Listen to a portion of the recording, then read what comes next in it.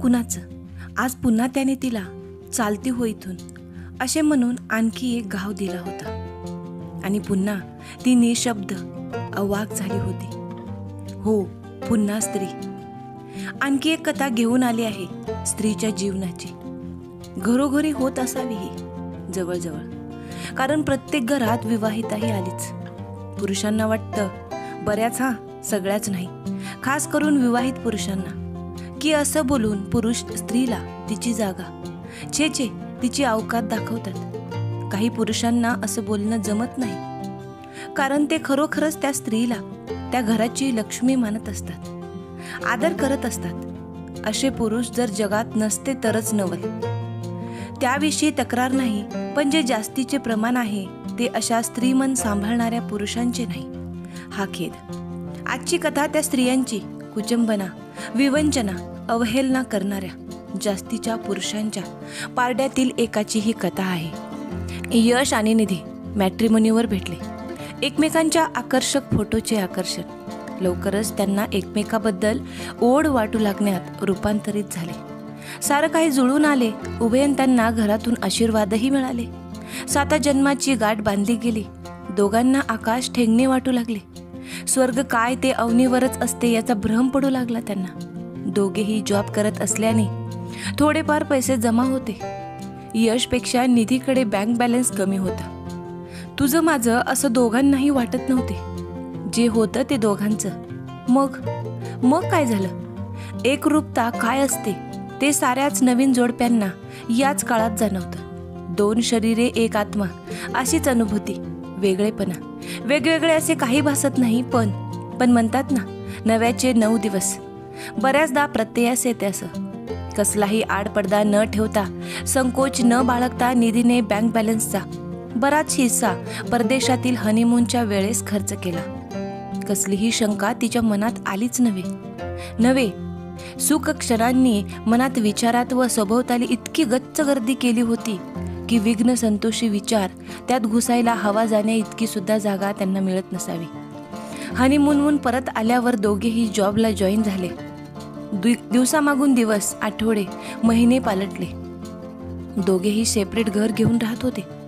सर्व व्यवस्थित चालू असताना एक दिवस यश ऑफिसमध्ये बसला असताना यशच्या मित्राने यशच्या हातात त्याच्या मुलाच्या बारशाची निमंत्रण पत्रिका ठेवली व आवर्जून निधीसोबत येण्याचा आग्रह केला. ती पत्रिका बघत असताना यशच्या डोक्यात कुठून कशी एक कसल्याच विचारांची पाल चुकचुकली. कर्म कधी कधी कोणत्या उंबरट्यावर नेऊन ठेवेल काही सांगता येत नाही. यशच्या सुखी संसाराला ग्रहण लागणार होतं. प्रपंचाच्या शिशुमहालास कुशंकेचा चांगलाच तडा जाणार होता आणि गेलाही. यशला बेचैन होऊ लागलं होतं. आज जरा लवकरच घरी गेला तो. निधी यायची बाकी होती अजून. घरी येऊनही त्याला चैन पडेना. त्याने निधीला कॉल केला. तीही त्वरेने निघाली. काही वेळातच घरी पोहोचली. खूप प्रेम करू लागली होती ती यशवर. घरी आली.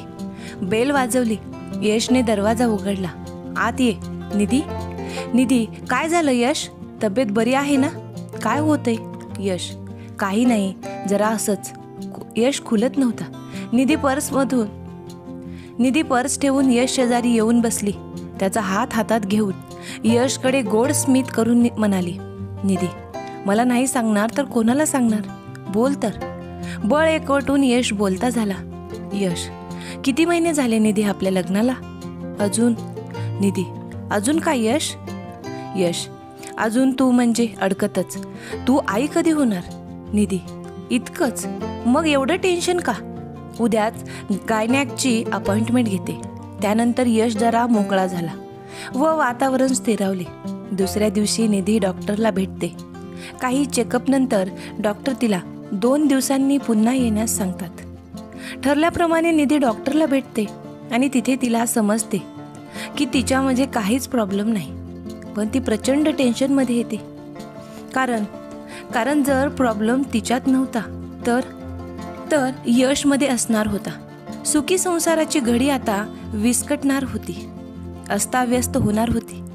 काही असले तरी तिला ते मान्य नव्हते. तिने तिथेच निर्णय घेतला की यशला याच्या उलट सांगायचे. मनात निर्धार केला आणि ती घरी निघाली. आज आनंदाची आणखी एक झुळूक अपेक्षित ठेवून घरी असलेलं यश दार उघडतो. लहान मुलाप्रमाणे निधीला दोन्ही हातात उचलून घेतो. उतावीळ असूनही दाखवत नाही. हळुवारपणे निधीला सोफ्यावर बसवत, यश, काय आलं रिपोर्टमध्ये? निधी त्याच्या चेहऱ्याकडे एकटक बघत, यश, यश, अरे मी कधीच आई होऊ शकणार नाही. तसा यश ताडकन बाजूला होतो. रागात एरझऱ्या चालू लागतात त्याला ते मान्य नव्हते. त्याच्या वागण्यातून ते असे टपकत होते जसे मधाच्या पोळ्यातून मध, तावातावाने. यश, तुला हे आधीपासूनच ठाऊक होते ना? तू मला सांगितले नाही ना? तू माझी फसवणूक केलीस ना? का केलंस तू असं? असे प्रश्न विचारतानाच त्याचा रागाचा पारा आणखी चढत होता. आणि निधी फक्त त्याच्याकडे बघतच होती. यशला शुद्ध उरली नव्हती. बरंच काही बोलून झाल्यावर शेवटी, यश, चालती हो इथून, असं बोलून बेडरूममध्ये निघून गेला. निधी मात्र तेच स्मित ओठांवर ठेवून होती, पण यावेळी सोबत अश्रूंचे पाठ घेऊन. यशच्या पाठमोऱ्या आकृतीकडे बघत तुटलेल्या मनाचे तुकडे वेचत. काही दिवस यश बोललाही नाही निधीसोबत. प्रेमाची जागा रागाने व रागाची तिरस्काराने घेतली होती. निधी वाट बघत होती की त्याचा राग कधी शांत होईल व सर्व पुन्हा कधी ठीक होईल. रागात यश जे काही बोलला ते निधी विसरूनही गेली होती. फक्त एक वाक्य भुंग्याप्रमाणे तिच्या डोक्यात घोंगावत होते, चालती हो इथून. यश बोलत नाही हे पाहून निधी यश सोबत स्वतःहून बोलायला गेली, पण यश पुन्हा तसेच वागला. दिवसेंदिवस घरातून जाण्याच्या वाक्यात आता वाढ होऊ लागली होती. कधी चालती हो इथून, कधीतरी तू का आलीस माझ्या जीवनात, कधी तू जात का नाहीस माझ्या घरातून. पण प्रत्येक वेळी निधी संयमाने घेई. कधी त्याला जाणीवही होऊ देत नसे की खरा प्रॉब्लेम काय आहे. पण दिवसेंदिवस यशचा तिरस्कार वाढता झाला. आता सारं बाजूला ठेवून निधीच्या मनात एका पहिल्या प्रश्नाने जन्म घेतला. माझं घर म्हणजे माझं घर नाही हे घर कुणाचं? एकट्या यशचंच? आई बाबा सांगायचे, आई बाबांचे घर म्हणजे तिचे हक्काचे घर नाही. लग्न झाल्यावर नवऱ्याचे घर तिचं हक्काचं घर. पण यशकडून होणाऱ्या त्रासाला निधी आता कंटाळली होती, कारण तिला सत्यता अवगत होती. एकदा सत्य माहिती असले की माणूस जास्त त्रास करून घेत नाही. पण या सत्यतेमुळे निधीला एक गोष्ट समजली होती, ती म्हणजे आतापर्यंत कशातही तुझं माझं न करणारा यश आज माझं घर म्हणून निधीला पर्क करून मोकळा झाला होता. जी गोष्ट वास्तवात खरी नाही अशा गोष्टीसाठी निधीला तो दोष देऊन बसत होता. तो तिला एक शिक्षाच तर देत होता. शिक्षा निर्दोष असण्याची, शिक्षा समजून घेण्याची, यशचे मन सांभाळण्याची. यश तर अनभिज्ञच होता या साऱ्यांपासून, पण त्याची समज आणि त्याचा त्याग कमी पडले होते इथे. तो निधीला समजून घेण्यात कमी पडला होता. स्वार्थी झाला होता तो. असेच कितीतरी दिवस चालू होते. निधीच्या मनाची घुसमट कोलाहत शमत नव्हती. त्यात यशचे असं वागणे जिवंतपणी नरक भासत होते तिला. अवघड नसले तरी सोपं तर निश्चितच नसते. देखना दिसणारा जोडा आता सप्तपदीच्या अनावत ओझ्याखाली दबला जात होता. मनातून विद्रूप भासत होता तो. तिला यशचा अबोला तिरस्कृत वागणूक सहन होत नव्हती. पण तरीही काही झाल्यास ती यशला हे सांगू इच्छित नव्हती. कदाचित कमतरता यशमध्ये आहे किंवा निधीमध्ये नाही. झाला प्रकार होऊन महिना उलटून गेला होता. न राहून निधी एक दिवस आग्रहाने यश सोबत बोलण्यास बसली. अर्थातच तो ऐकण्याच्या मनस्थितीमध्ये नव्हताच, पण पर्याय नव्हता म्हणून निधी तशीच बोलू लागली होती. निधी, यश, बोलायलाही भीती वाटते रे तुझ्यासोबत, की कसा रिॲक्ट करशील तू. आधी असं नव्हतं रे. बघ ना आपलं नातं कुठल्या कुठे चाललंय. सोडणारे राग आता. यश, एक नाही दोन नाही. निधी, अरे बोल ना काहीतरी. आता सारं कधीच पूर्ववत होणार नाही का रे? यावर चेहरा कसासाच करून यश उत्तरला, यश, नाही, कधीच नाही. हे मला फसवून लग्न करण्याआधी समजायला हवं होतं. मला धोका दिलास तू आणि तुझ्या घरच्यांनी. खोटारडे आहात तुम्ही सर्व. मला तुमचे तोंडही पाहावं वाटत नाही. माझा काय दोष होता? आता मी काय करू? काही असो, मला वाटतं आता आपण वेगळं व्हावे. तू मला मोकळं कर. तुला काय पोटगी हवे ते सांग. आणि काहीतरी बोलता बोलता यश थांबला. म्हणून निधीने त्याला विचारलं, निधी, काय यश आणि काय? एका क्षणाचाही विलंब न लावता यश उद्गारला, यश, आणि घटस्फोट घेऊन सोड मला. यशच्या तोंडून हे ऐकून निधीला आश्चर्याचा धक्काच बसला. निधी, अरे काय बोलतोयस तू यश? हो, आपण घटस्फोट घेऊया. हे बोलताना यश निधीच्या नजरेला नजर सुद्धा देत नव्हता. निधी, वा यश, चांगलेच सोल्युशन काढलेस. अगदी उत्तम. पण याने आपला प्रॉब्लेम सुटणार आहे का? तू सुखी होणार आहेस का? यश, हो, होईन मी सुखी. कमीत कमी सुखी व्हायला मला मूल असेल. तुझ्यासारखं नाही. वा. असं बोलताना तो थांबला. निधी, बोल रे बोल. तेवढंच तर राहिलं होतं. बोल ना की मी वांजोटी आहे म्हणून. बोल ना. दे बक्षीस मला दे. तुझी सेवा केल्याचं, तुझ्यावर आतोनात प्रेम केल्याचं. बोल रे, पूर्ण कर तो शब्द आणि धन्य कर मला. असं यश, खोटं काय आहे त्यात? तू वांजोटीच तर आहेस. चालती हो इथून.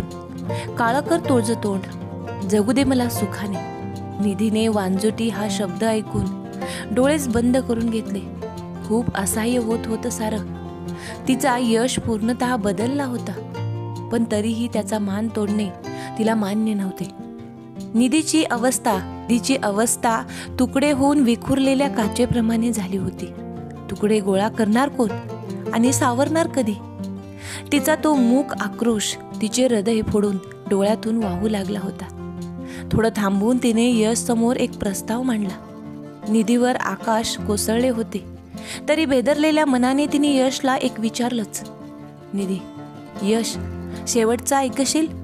अगदी मरताना शेवटची इच्छा पुरवतात तसं. यश, सांगून बघा, जमल तर करेन. पण मला घटस्फोट हवाय. निधी, ठीक आहे ना, माझी इच्छा ऐक.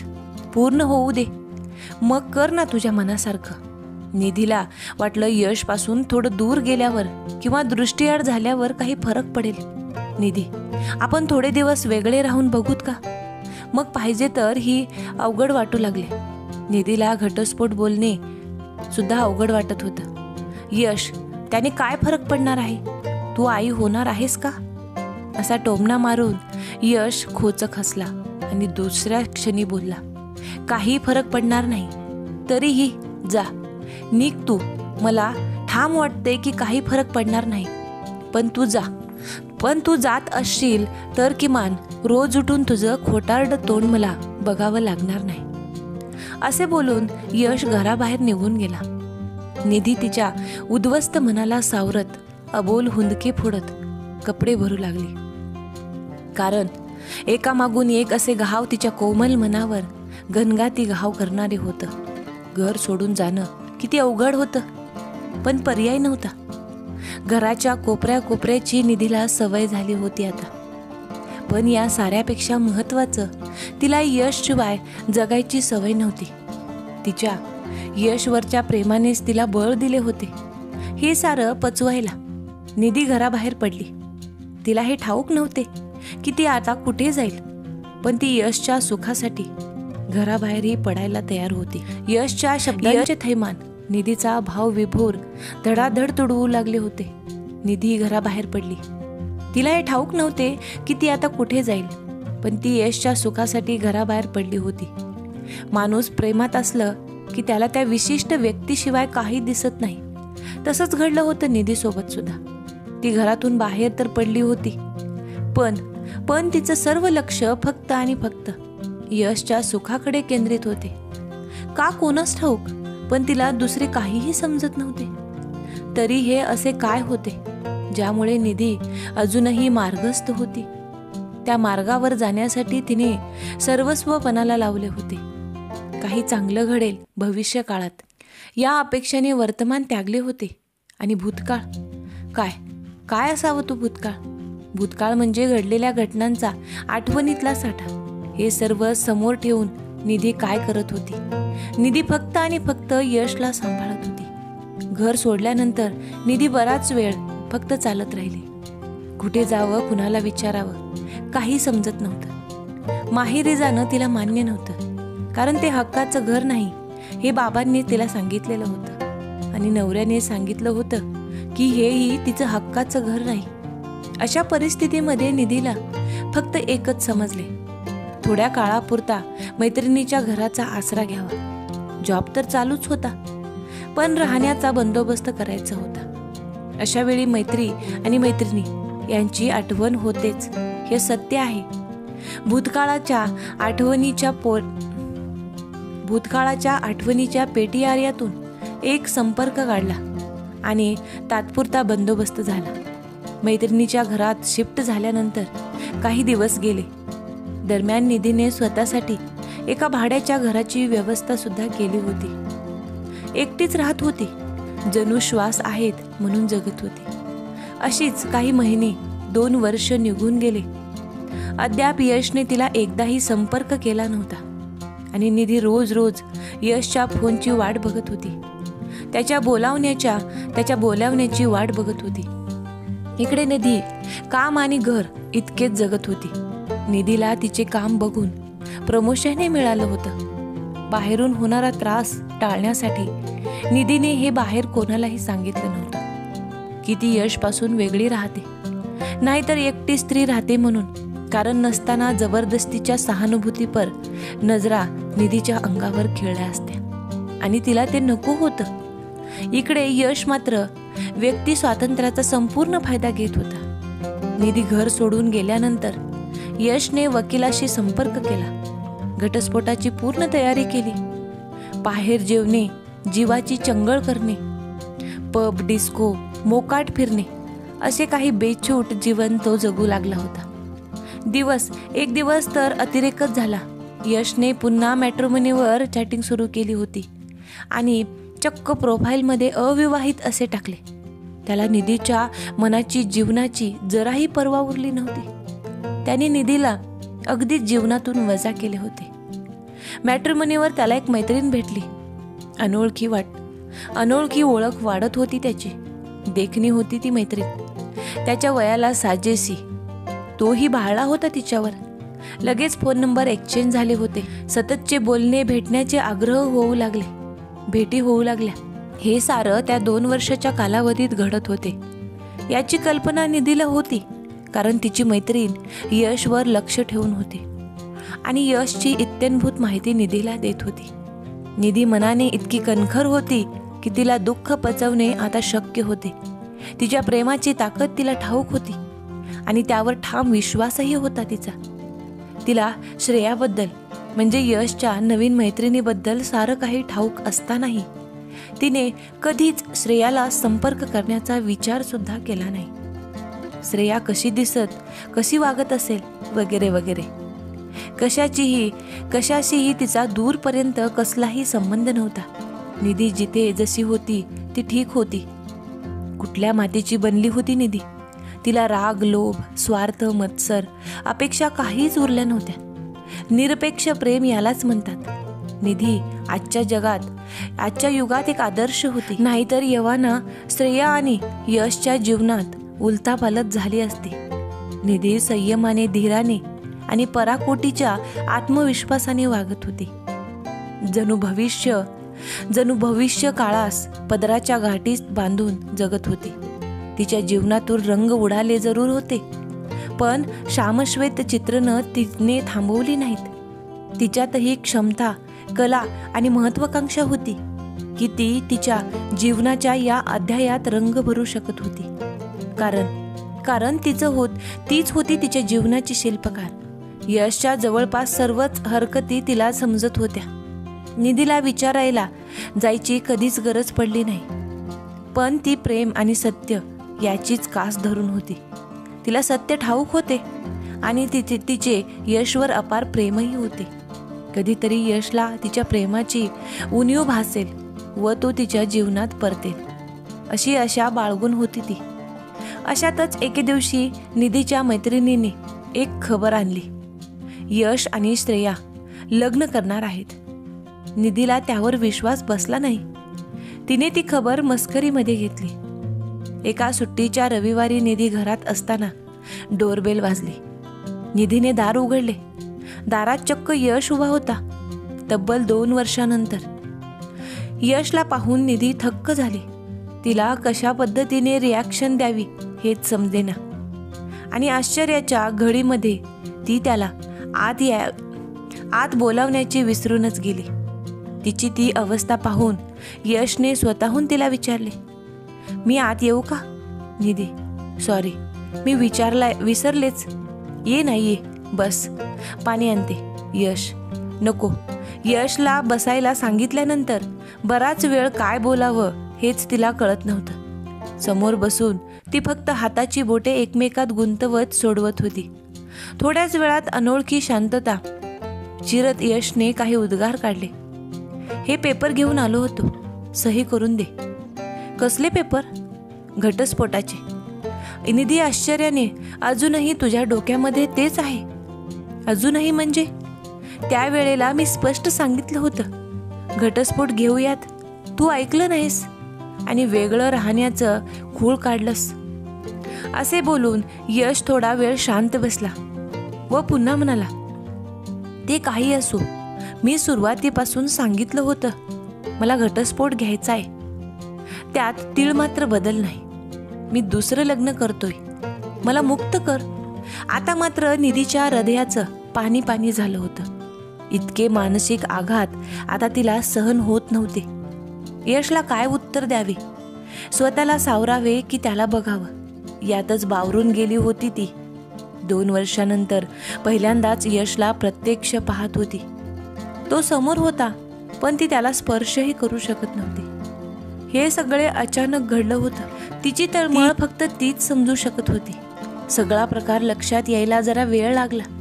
नंतर निधी यशला म्हणाली, ठेव ते पेपर टेबलावर, मला थोडा विचार करू दे, मी नंतर सही करेन. निघ आता तू. निधीच्या बोलण्यामध्ये धार आली होती. तिच्या नजरेची तीक्ष्णता यशच्या ध्यानात आली होती. त्यामुळेच की काय, यश त्यानंतर जराही तिथे न थांबता तिथून निघून गेला. त्या शून्य शांततेत एकटी निधी शून्य होऊन बसली होती. तिला एक क्षण वाटलं की तडक निघावं आणि सारं खरं खरं सांगावं यशला आणि दाखवावा आरसा. बघ कसं वाटतं. आणि दुसऱ्या क्षणी मन म्हणत होतं, याच्याचसाठी केला होतास का इतका अट्टहास? हेच करायचं होतं तर आधीच करायचे ना. निधी द्वेषित होती का? ती द्वंद्वात होती. ती आणखी काही धीर गंभीर होती निधी. तिने त्या पेपर्सना हातही लावला नाही व रोजची कामे करून जेवून झोपून गेली. दुसऱ्या दिवशी सकाळी कामावरही निघून गेली. ती आज ना द्वैतेत होती ना द्वंद्वात. स्थिर होती निधी. तिच्या यशवरच्या प्रेमाने निर्दोष असण्याची शिक्षा भोगली होती. तिने कालच ठरवले होते पेपर साईन करायचे, यशला मुक्तता द्यायची. इकडे निधीकडून आल्यावर यश ही दुसऱ्या दिवशी ऑफिसला गेला. दिवस संपल्यानंतर नेहमीप्रमाणे परतला. दरवाजा उघडला. शूज काढताना त्याला एक इन्व्हलप दिसलं. हे काय असावे या कुतूहलाने त्याने ते लगेच उघडले. कसले तरी पेपर्स होते. एकदा मनात विचार तरळून गेला की एवढ्या लवकर डिवोर्स पेपर साईन होऊन आलेही. पण ते डिवोर्स पेपर नव्हते. ते एक लेटर होते, त्या डॉक्टरकडून आलेले, ज्या डॉक्टरकडे निधी गेली होती. त्या लेटरमध्ये जे लिहिले होते ते वाचून यश जरा संभ्रमात पडला होता. ते लेटर वाचून यश ते ठरवले त्या डॉक्टरला भेटायचे. दिलेल्या दिवशी यश त्या पत्त्यावर गेला. अपॉइंटमेंट निधीसाठी नव्हतीच, यशला बोलावले होते. ते लेटर खिशातून काढून पुन्हा वाचू लागला.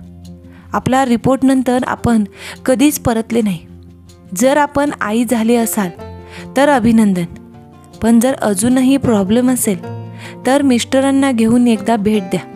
तुमच्यासाठी या महिन्याच्या 10 तारखेला 11 वाजता अपॉइंटमेंट फिक्स केली आहे. तुमचे मिस्टर एकटे आले तरीही चालेल.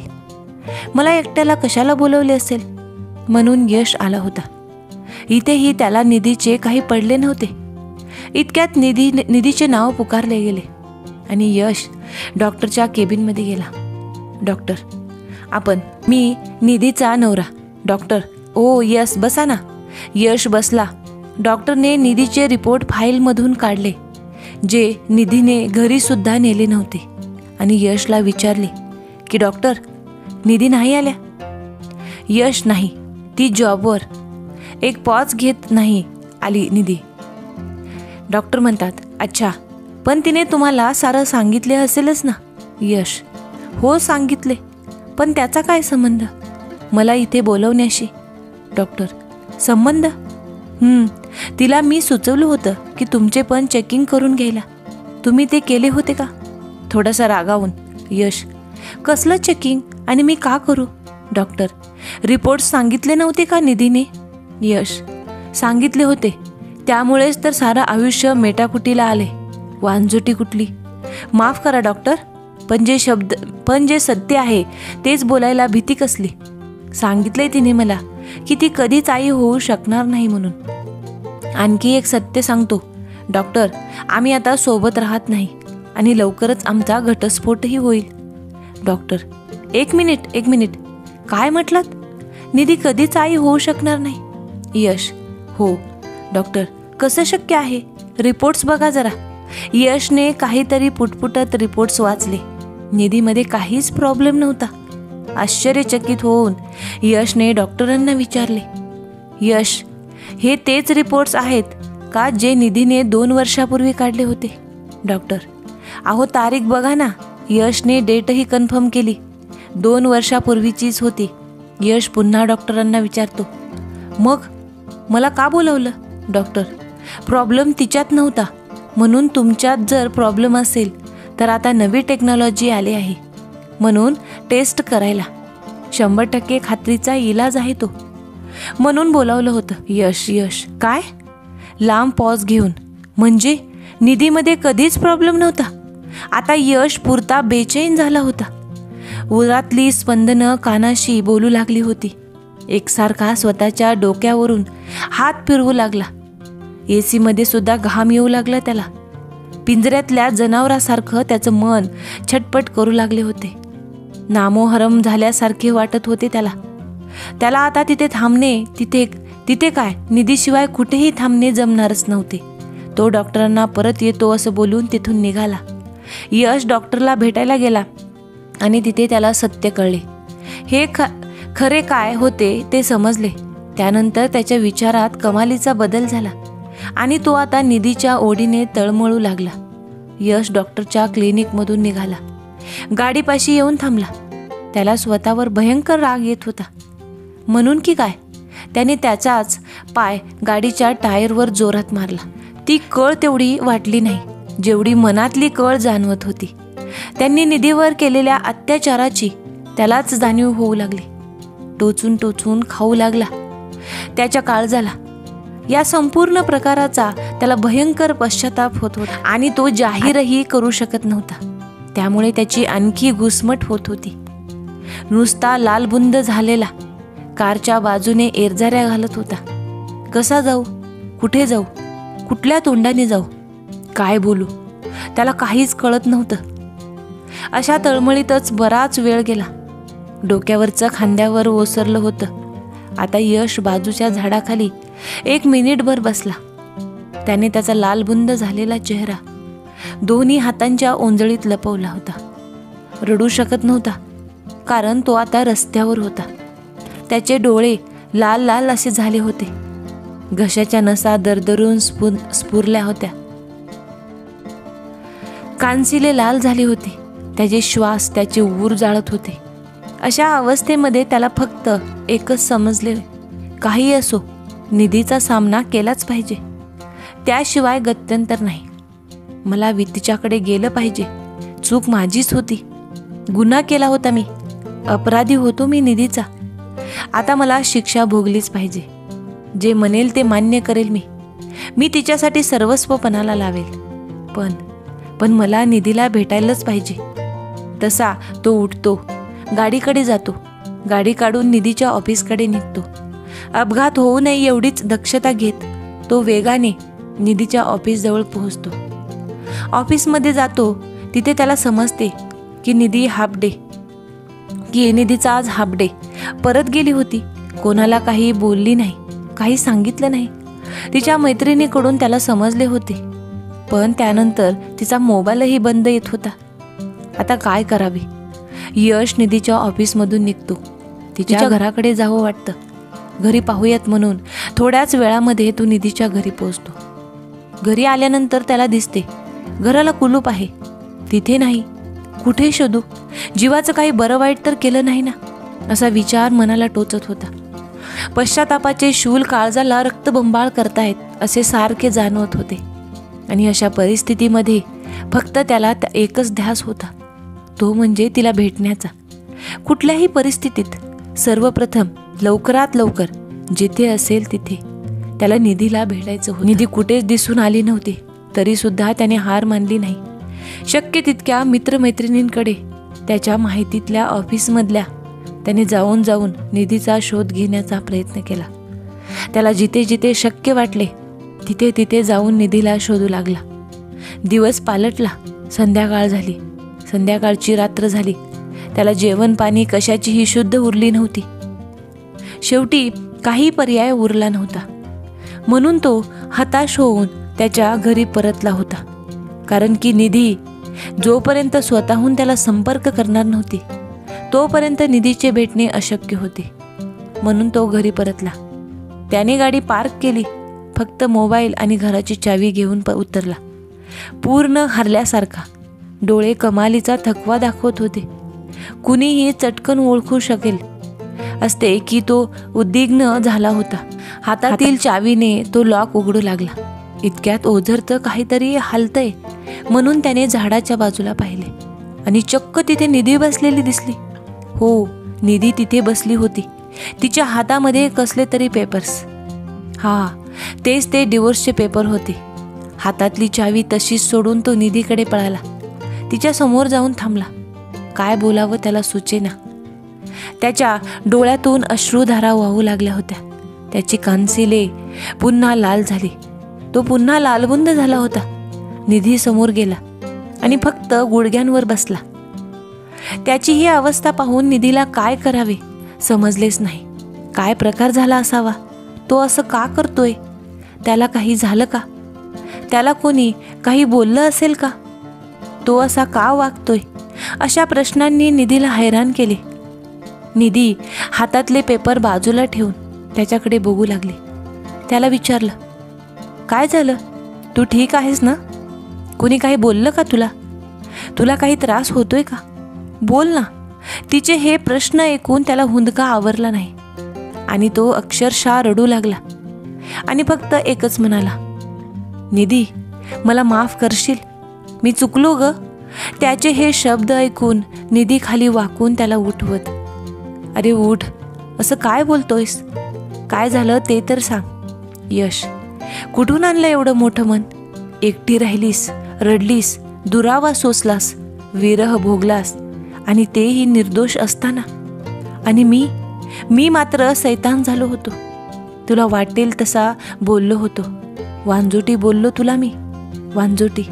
माणुसकी पार विसरून गेलो होतो. काय करून बसलो होतो मी? मला क्षमा कर. जरा थांबून. यश, मी डॉक्टरकडे गेलो होतो. मला सर्व समजले. हे ऐकताच निधीने पापण्या खाली टाकल्या. त्यानंतर तिला त्याच्या नजरेला नजर देता येणे अवघड वाटू लागले.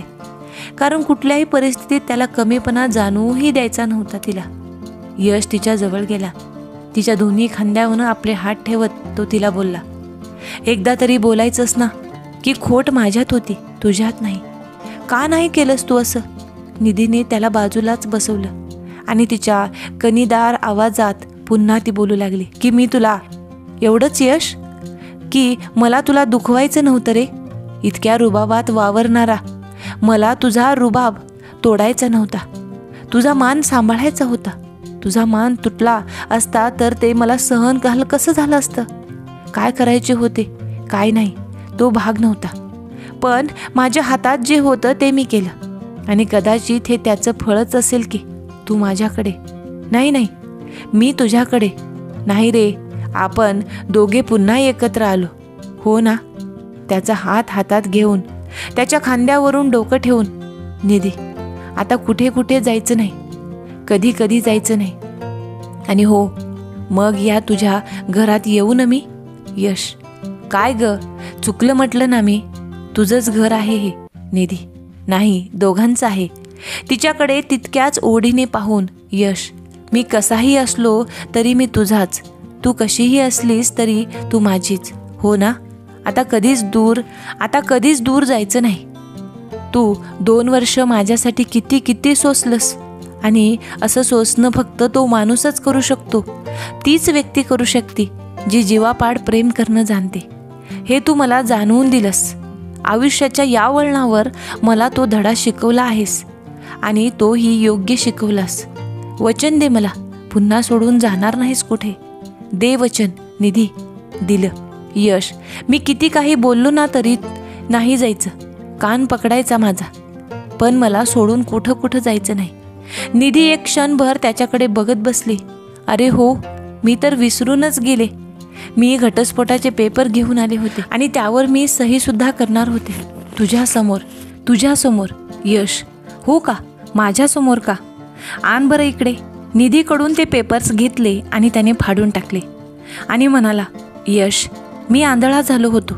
मला मूल हवं होतं. पण जे नशिबात लिहिलं आहे ते मिळणारच आणि जे नाही ते काही केल्या होणार नाही हे समजलं मला. आणि हो त्या श्रेयालाही समजावून सांगेन. निधी म्हणते कोण श्रेया. यश सांगेन कधीतरी. निधी माझ्यामध्ये खोट असेल तर आपण डॉक्टरांना भेटूयात आणि योग्य ती ट्रीटमेंट करून घेऊयात. मला विश्वास आहे निश्चितच परमेश्वर आपल्याला सहाय्य करतील हो ना निधी. हो यश. दोघे हातात हात घेऊन आनंदाने गृहप्रवेश करतात. तुम्हाला हा व्हिडिओ कसा वाटला ते कमेंटद्वारे सांगायला विसरू नका. आज सुद्धा समाजामध्ये कितीतरी जोडपे आहेत ज्यांना मुलं होत नाहीत. तेव्हा मात्र स्त्रियांना जबाबदार मानलं जातं. पण दोष पुरुषामध्ये सुद्धा असू शकतात आणि योग्य ट्रीटमेंट घेऊन त्यांना मुलं सुद्धा होऊ शकतात. टेक्नॉलॉजी खूप पुढे गेली आहे. पण यश सारखा असा निर्णय न घेता समजूतदारपणाने त्या नात्याला जपलं पाहिजे. तुम्हाला ही कथा कशी वाटते तुमचं काय मत आहे याबद्दल ते कमेंटद्वारे नक्की कळवा. असेच नवनवीन व्हिडिओ पाहण्यासाठी व्हिडिओला लाईक करा शेअर करा आणि आपल्या चॅनलला नक्की सबस्क्राईब करा. भेटूयात एका नवीन विषयासोबत आणि नवीन कथेसोबत. तोपर्यंत धन्यवाद.